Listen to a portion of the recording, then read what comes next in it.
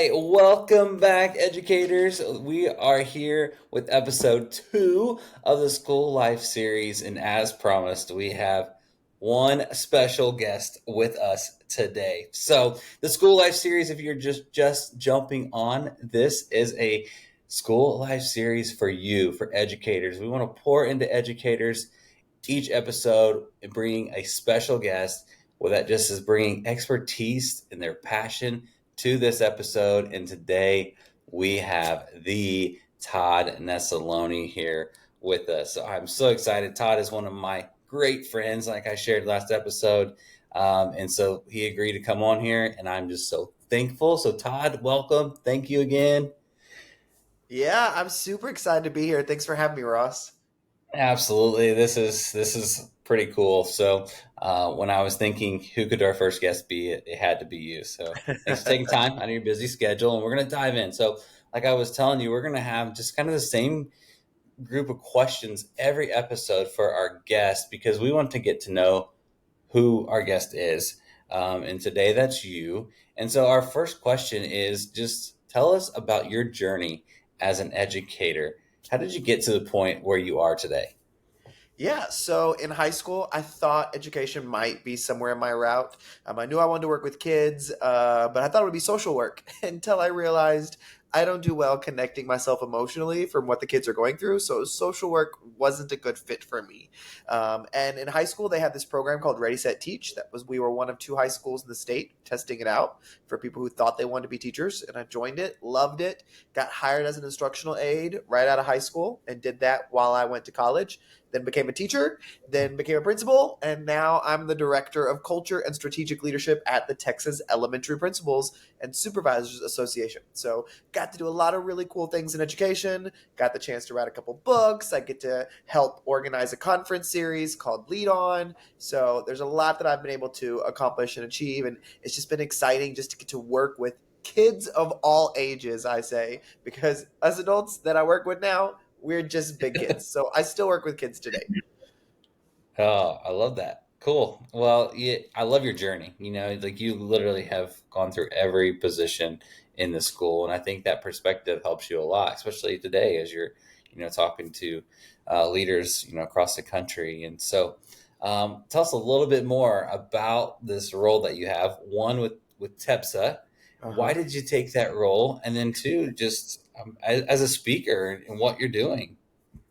I always talk to people now about our passions and pursuing our passions. And sometimes when you are an educator, people can make you feel like if you want to try something new, what happened? What went wrong? Like, did you not enjoy it anymore? And I'm like, when I was a teacher, I loved teaching. But then I kind of wanted to pursue that campus growing things as the leader of the campus who gets to make the decisions and be, so I wanted to pursue that passion. And when I did, I loved being a principal. And then the opportunity appeared at TEPSA where I would get to grow other areas of myself with social media, technology, graphic design. That became a new passion of mine that I love doing. That it doesn't mean I loved being a teacher any less or loved being a Yeah. principal any less. It just was a new passion that I was like, I got to pursue this. I love being challenged. I love being uncomfortable. So I feel like every book I've written has been a very uncomfortable experience for me. Speaking was not something I ever saw in my future. And I had to be pushed into that, just like social media. So it's been kind of a whole experience of just doing what makes me uncomfortable, yet what is my passion all at the same time.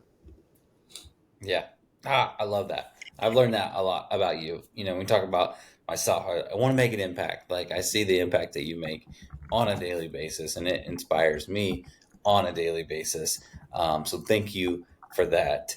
But I talk a lot about with my family and friends and stuff. But the seasons in life, and Mm-hmm. your passion at 20 and your passion at 40 are going to be different, and that is okay as long as you recognize that passion and you Yeah. feel that passion and you grow with that passion, because we change and we evolve Yeah. as humans, and that's okay. So very cool. All right, so that's your educational life. What let Tell us a little bit more about you as Todd Nesloney, the human here. I have a wife that we've been married for a little over 11 years named Liz. We have twin 2-year-old boys as of this recording, who are quite the energy filled Tasmanian devils. They are all energy all the time. My aunt reminds me that this is just punishment for me being a child and being full of energy all the time. But we're just living life with them, learning something new every day. I have so much more appreciation for my mom being a single parent. As a child, I thought I understood what she was going through as a single parent and what she was having to deal with raising my brother and I. Now that I'm a parent with a partner who is all in, I can't even imagine Yeah. raising 2 kids by myself. So all those single parents out there, I don't know how you do it emotionally, financially, physically, any of that. So I bow down to those who do make that work.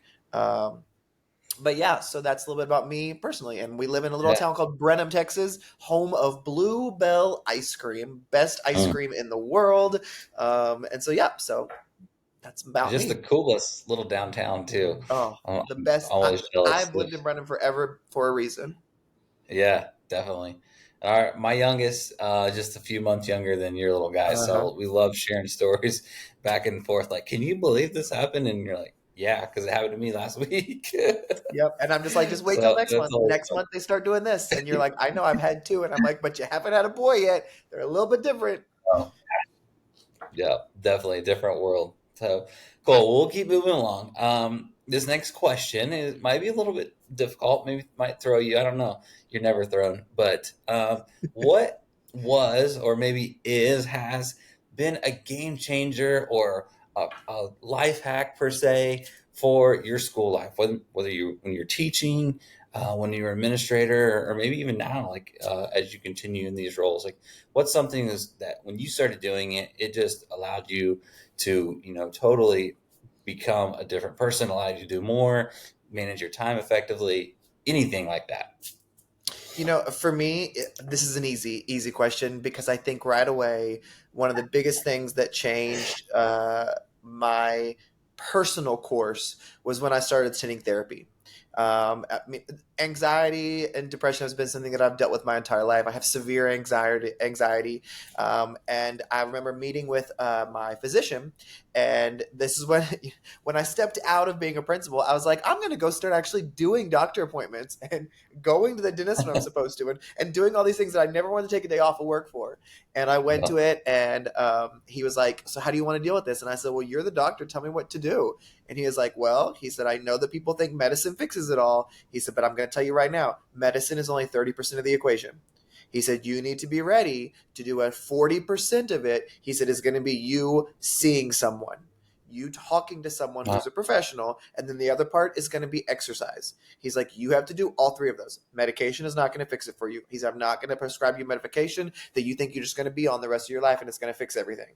He said, "I need you to commit to these other things." And when he said that to me, it really resonated with me because just a few months before that, I had listened to a presenter by the name of Daniel Patterson, and he does a lot of yeah, work with mental health. And he talked about how, why as adults do we find it totally normal to go see someone twice a year to check our teeth when there's nothing wrong with our teeth, but we do it because it's what we're told to do?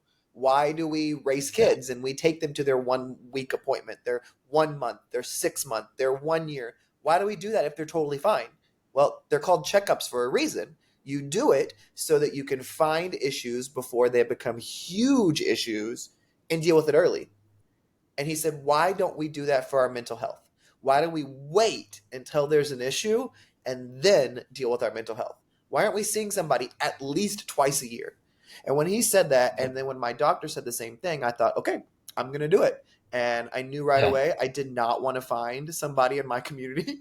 I did not want to see my therapist at the grocery store one day. That was just my personal thing. I yeah, was like, I want to be able to go to somebody who I don't ever see out in public. Like, I'm good to go. So I drive like 45 minutes away to College Station, Texas to go see one. And then I really wanted to choose a therapist that had some kind of faith background because I wanted that incorporated into the treatment piece. And I remember telling my wife that I was going to start going to therapy. And her first question was, "What's wrong? Like, is everything okay?" And I was like, "See, that's exactly why I want to start therapy, because there's this misnomer that something has to be wrong if you're going to talk to Yeah. someone." I said, "No, nothing's wrong." I said, I really have been feeling led to start doing this, and I want to take care of my mental health. And I've never done that before.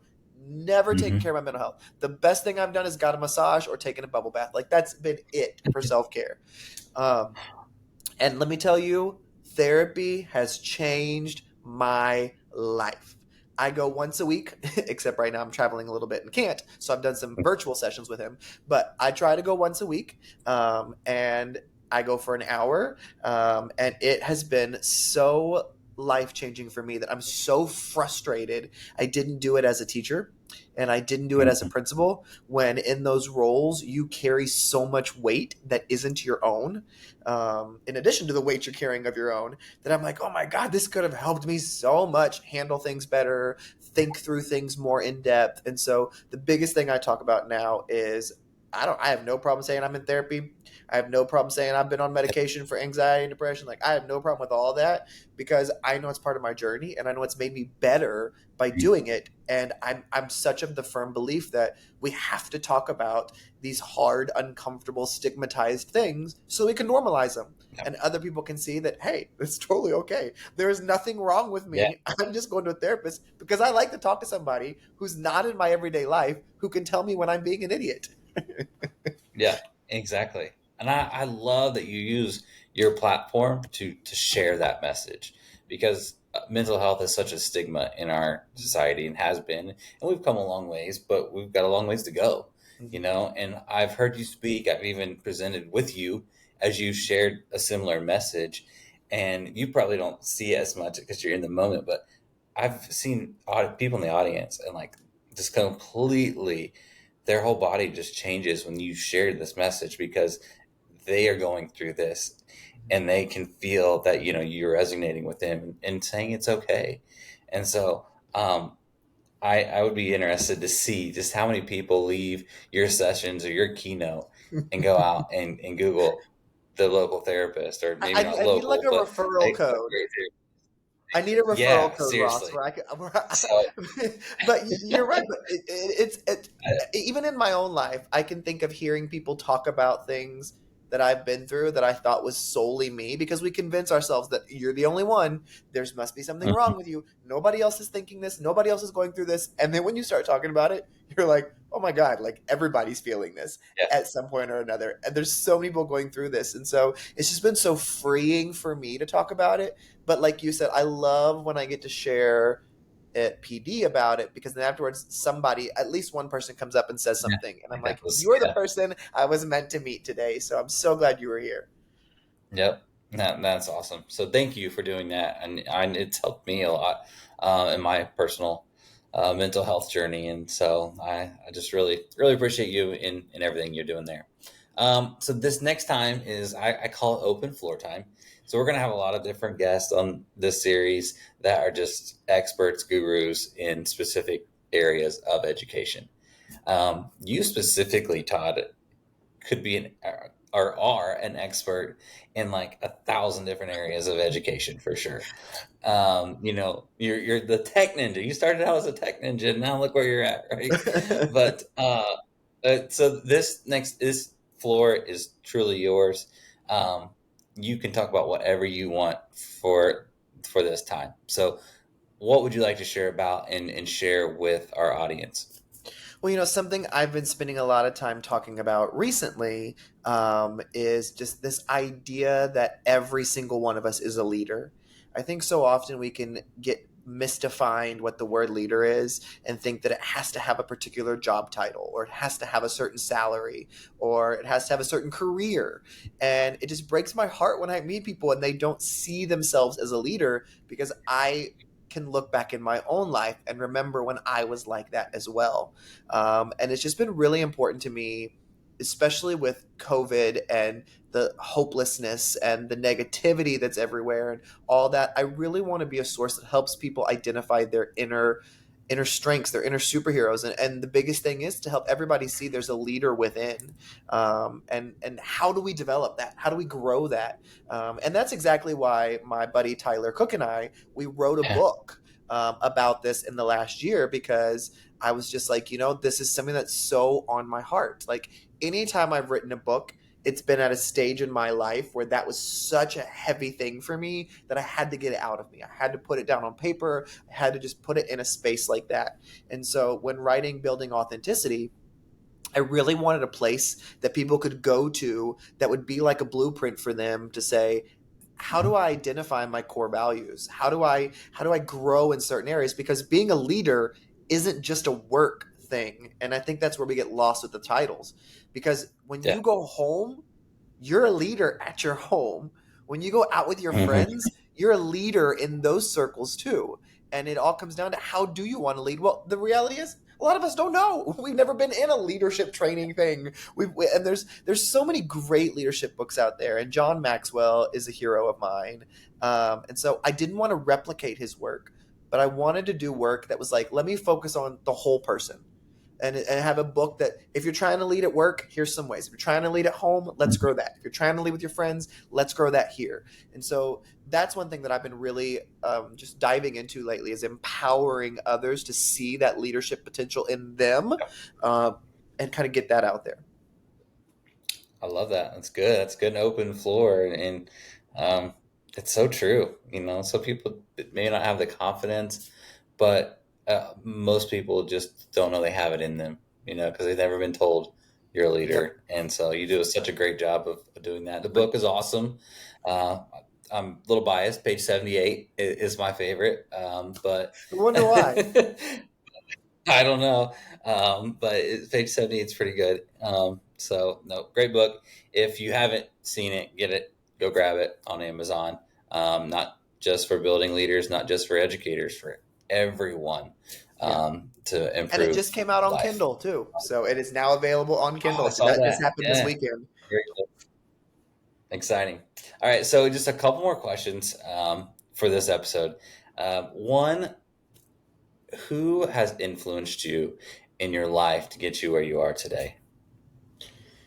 I think I can look at different areas and different times in my life, whether it was the role that my mom played in my own growth, the role that my youth pastor, who became my associate pastor, who is the guy that married me and my wife, who is the guy that helped bury my mom, the role he played and continues to play in my life, not only Mhm. in that role, but as a surrogate father type, to even negative examples and how Yeah. those grow. Yeah. But when I'm thinking about professionally and knowing this is a conversation for educators, I think one of my biggest education influences is a gentleman by the name of Jimmy Casas. And it's so funny to see how I get to continue to work with him today, because I will never forget just idolizing him and the work he was doing through social media. And then meeting him at ISTE in San Antonio, and the first words being out of his mouth, because I was like, Jimmy! And he goes, Todd, you are so much shorter than I thought you were going to be. And I will never forget it. I don't ever let him live that down. But one of the best pieces of advice he gave me, because he's the reason I became a principal, because I reached out to him when that job opportunity opened up and didn't know if it was right for me. And he just poured a lot into me and helped me kind of evaluate if it was right. But as I started getting my foot in the realm of speaking and getting some notoriety for Kids Deserve It and things like that, he gave me the best piece of advice that I still hold on to today. And he said, Todd, remember, no matter how big your platform gets, always make sure that you are amplifying the voices of others louder than you're amplifying your own. And for Hmm. me, I've taken that so to heart, because no matter what opportunity I'm given, no matter what megaphone, platform, social media, whatever, I want to make sure that I'm amplifying others, giving others opportunity, helping other people get a leg up. Because to me, that's the most exciting part. I mean, I've got to experience some cool things. So why not let somebody come along and say, hey, let me give you this. Hey, I've got a spot here. Do you want to do this? Hey, would you like to ride over here? Hey, would you like to come on this podcast? Like, whatever it is, just be able to let people have an opportunity. And then what they do with that opportunity, that's on them. But knowing that if I'm given this platform, why not use it? Which is the whole reason my second book even came out.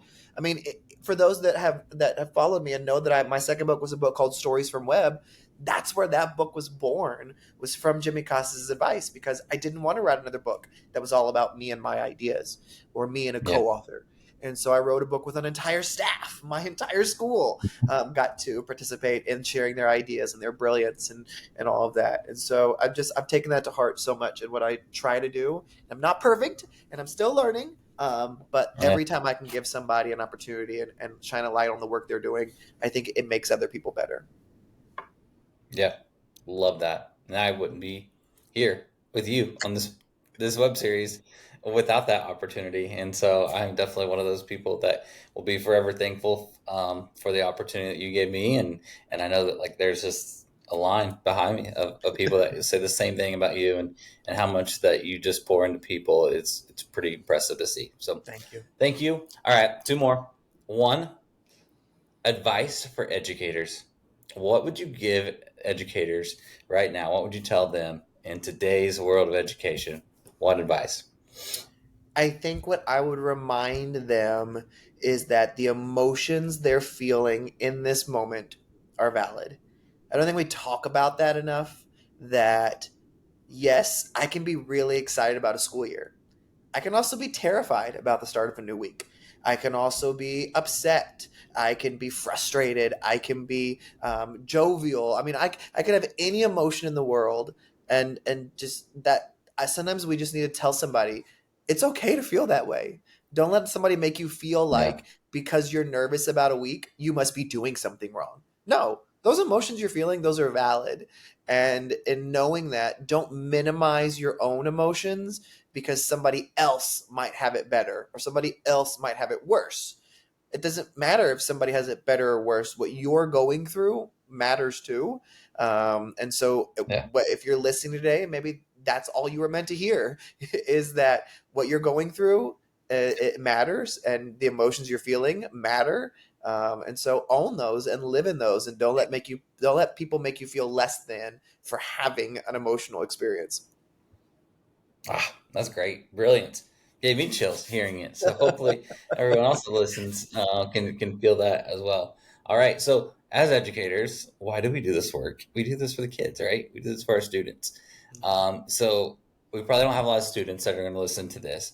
But what advice, and maybe an educator will take your advice and give it to their students, is what I hope. What advice do you give to students right now in 2023, studying in a first grade, fifth grade, 10th grade classroom? It's funny you asked me this question because earlier I was working on my email list for this week and what I was going to write about. And I'm actually going to give advice based on what I wrote about this week. And that is, I Teaser here. remember being in high school, and I mean, I was involved in a lot of stuff, but I was still an insecure, shy kid, even though I had moments where I could be Mhm. boisterous. And I remember I was walking into class one day of a teacher that I just really loved, and they said, "Why do you always walk in here with your head down? And when I see you in the hallway, you have your head down, and you're just focused on getting to where you need to go." And I'd never really thought about it before.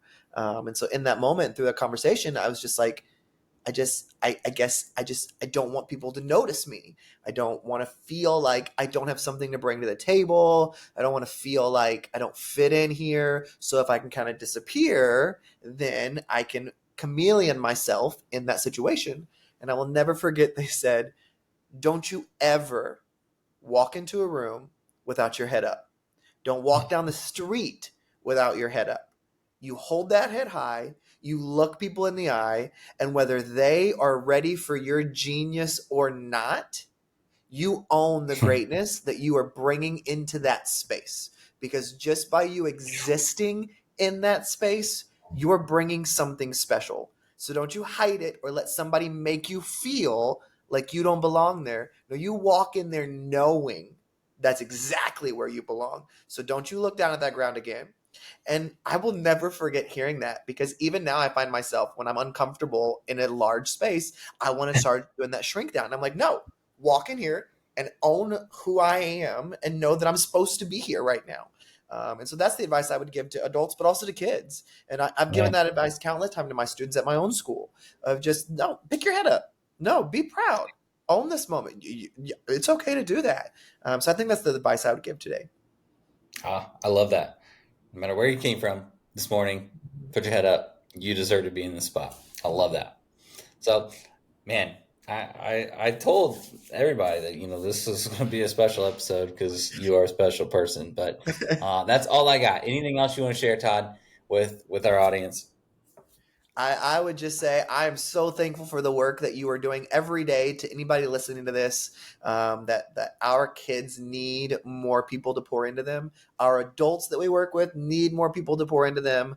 And so, thank you for the work that you're doing. And Ross and everybody at School Life, any support that we can get in education to support other people is great. So I'm always thankful when there's groups like School Life who are just pouring into other educators as well.